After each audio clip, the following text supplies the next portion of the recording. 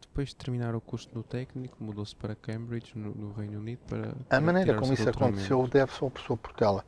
Portanto, nós reuníamos, eu explicava-lhe as coisas que tinha estado a estudar, discutíamos aquilo. Quando eu terminei o curso, eu ainda quando era aluno fui monitor de Física, depois quando o professor Portela soube que eu era monitor de Física, porque é que não queres ser de Mecânica Aplicada? Mudei para a Mecânica Aplicada. Aliás, houve um episódio, eu referi que tive aquela oportunidade de ir para Munique. E na altura já era monitor de Física, já estava no quarto ano, e pedi uma carta de recomendação ao professor Salles Luís, que era o professor, que na altura já era diretor técnico. E ele não me deu. E houve também algumas situações. Os assistentes uma vez falaram sobre fazer investigação e ele mais ou menos disse que eles não tinham capacidade de fazer investigação. E chamou-os disso, que se querem eu chamei aqui ao quadro para responder umas coisas. E eu disse, pode, eu vou. Eu fui ao quadro e respondia tudo. Portanto, ele nunca mais se meteu comigo. Mas era outra vez aquele tipo de atitude que para mim era insuportável. Portanto, depois o professor Portela convidou-me, fiquei a trabalhar com o professor Portela. Foi. Depois, quando me formei, o professor Portela, eu escrevi parte das folhas e ainda quando era aluno, o professor Portela disse-me para dar umas aulas. Eu dei algumas aulas com ele a assistir. E depois, quando acabei o curso, ele pôs-me como responsável pela disciplina. E fiquei como responsável pela mecânica aplicada durante um ano ou dois. A certa altura ele disse-me, olha, se tu aqui não aprendes mais nada, tens é que te doutorar para o estrangeiro. E, portanto, foi por sugestão dele que eu fui para Cambridge, com uma carta de recomendação dele e com uma carta de recomendação do professor Falcão, que se tinha doutorado em Cambridge. Portanto, a ideia nem sequer foi minha, foi ele que sugeriu. Aliás, isto que ele fez comigo, fez com várias outras pessoas. Portanto, se for ver, da minha geração, há várias pessoas de mecânica que trabalharam com ele. E que foram para assuntos diferentes. O professor Heitor Pina, que foi para a análise numérica, o professor Pavão Martins, que foi para a inteligência artificial, o professor Lurti, que foi para controle, o professor Delgado Domingos foi para termodinâmica. Só isto mostra a gama de conhecimentos dele. E já tinha bem definido que queria seguir uma carreira académica quando decidiu candidatar-se ao doutoramento? Não, isso foi consequência de outra coisa. Na altura, para se poder ir fazer um doutoramento estrangeiro, havia muitas condições. Primeiro, era preciso ter média 16. Segundo, na altura era a guerra colonial. E, portanto, era preciso que o Ministro da Educação assinasse e que o Ministro da Defesa assinasse o adiamento do serviço militar para fazer o doutoramento.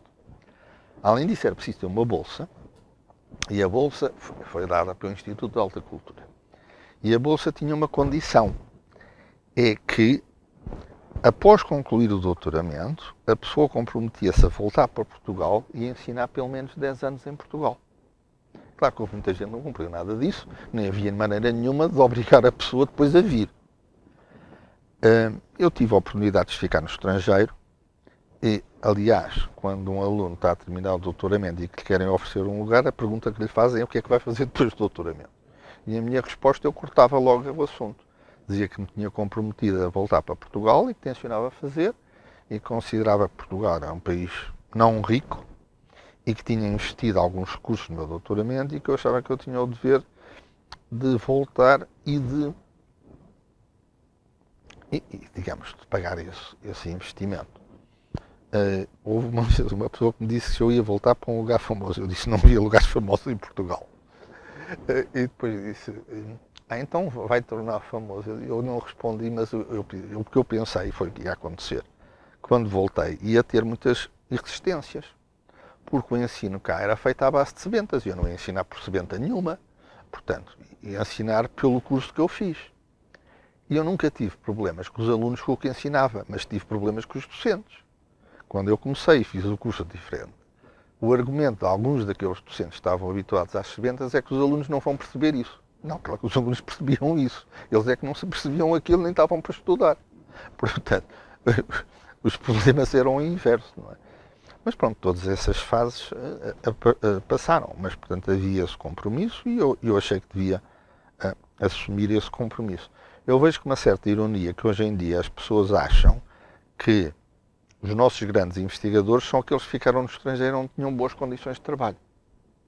E não reconhecem aquelas pessoas que voltaram para Portugal e criaram as condições de trabalho. Quando eu voltei, não havia quase nada. Eu arranjei um gabinete para ficar no técnico e era a única pessoa da área da secção, que era 10 pessoas, que estava cá em tempo inteiro. Não havia quase nada, foi tudo quase ser criado do zero. Houve muitas pessoas que fizeram doutoramentos no estrangeiro e chegaram cá, pararam porque não tinham ambiente. Houve só alguns que conseguiram criar as condições e continuar a carreira de investigação.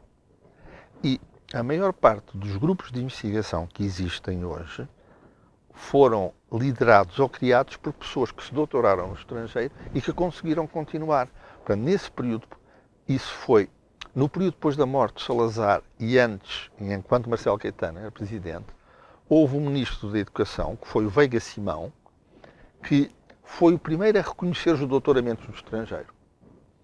E para conseguir reconhecer os doutoramentos no estrangeiro, a única maneira que ele teve foi fazer uma lista de universidades incontestáveis. Portanto, só se reconhecia Cambridge, Oxford, Harvard, Heidelberg e umas tantas, para ninguém poder dizer que não. E foi ele que também criou um sistema de bolsas que permitiu que umas centenas de pessoas fossem doutorar ao estrangeiro.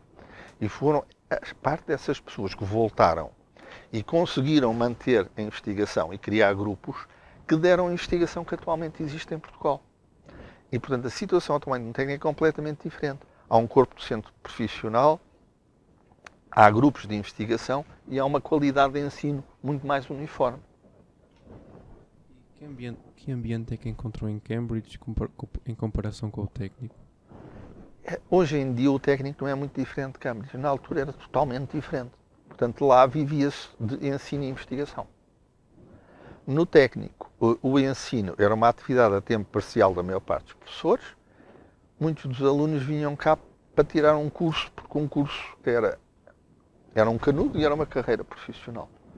É claro que sempre houve bons professores e dedicados, e sempre houve bons alunos e alunos dedicados, mas havia muito menos profissionalização que há hoje. Portanto, havia uma grande diferença. E era um grande choque quando a pessoa regressava. Por exemplo, o choque maior não era ir de cá para lá, era voltar de lá para cá. Esse é que era o grande choque. Pode falar um pouco do seu trabalho de doutoramento? Sim. O meu trabalho de doutoramento, eu fui trabalhar com um grupo que trabalhava em aeroacústica. E nessa altura, era a altura de Concorde, tinha um problema de ruído e, portanto, havia muita investigação nesse assunto. E, portanto, o meu trabalho foi em aeroacústica, portanto, propagação de som em fluidos, e depois uma parte em magnetohidrodinâmica, ondas em plasmas, em fluidos ionizados. Eu disse antes que as pessoas que tiveram mais influência na minha carreira foram o professor Falcão e o professor Portela, mas a influência do professor Portela foi a maior de longe. Houve outra pessoa que teve uma influência tremenda na minha carreira e que foram comparável à do professor Portela. Enquanto o professor Portela não é famoso, a outra pessoa é uma pessoa extremamente famosa, o Sir James Lighthill. Portanto, era fellow da Royal Society, ele aos 30 anos era diretor do Royal Aircraft Establishment. Quando eu o encontrei era Lucasian Professor of Mathematics, que era a cátedra do Newton em Cambridge. Eu fiz o meu doutoramento no Departamento de Engenharia e fiz um período pós-doutoral no Departamento de Matemática Aplicada e Física Teórica, onde ele estava. E, portanto, ele foi a maior influência nas áreas de investigação que eu tenho, que, portanto, as minhas áreas de investigação seguem um bocado as dele.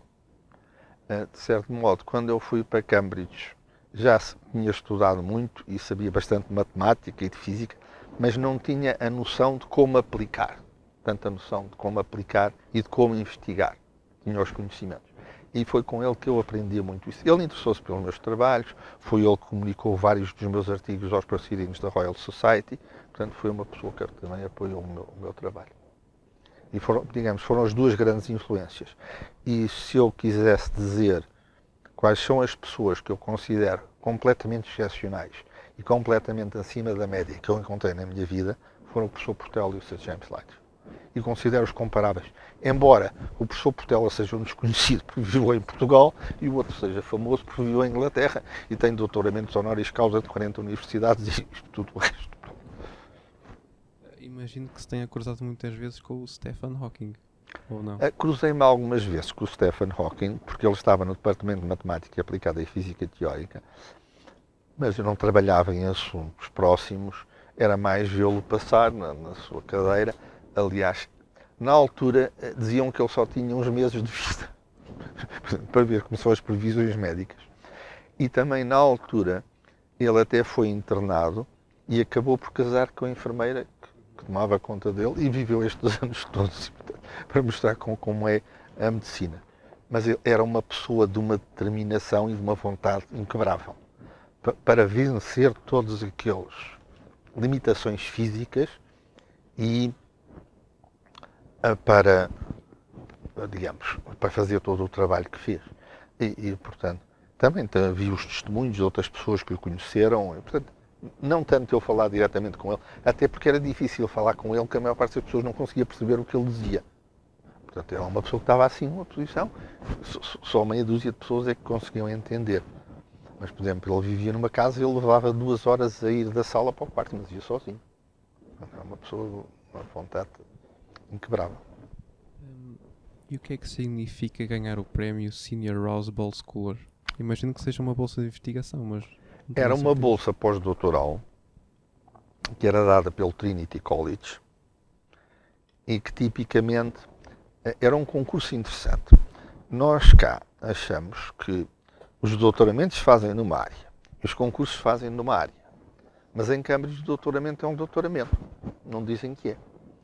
Esta Senior Rose Bowl era uma bolsa de 1 ano prolongável por 2 para uma tese de doutoramento.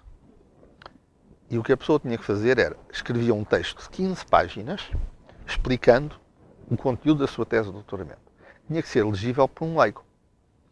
E havia candidatos de tudo, absolutamente tudo. Portanto, desde literatura, medicina, engenharia, física, tudo o que quiser. E eles no fim conseguiam escolher o melhor. E portanto, os 3% de doutoramentos melhores tinham a Senior Rose Bowl Scholarship. Eu acho isto curioso porque as pessoas dizem que não são capazes de comparar uma pessoa de mecânica de fluidos com uma pessoa de sólidos. Mas eles lá conseguiam comparar uma pessoa de literatura com uma de engenharia. É claro que o que estava a capacidade, aliás, muitas vezes para mim, a diferença entre às vezes uma pessoa que sabe muito de um assunto e quem sabe menos, é que quem sabe muito consegue explicar as coisas fundamentais em termos simples. E quem sabe pouco ainda não aprofundou o suficiente para conseguir sintetizar tanto. E aquele concurso era um teste disso.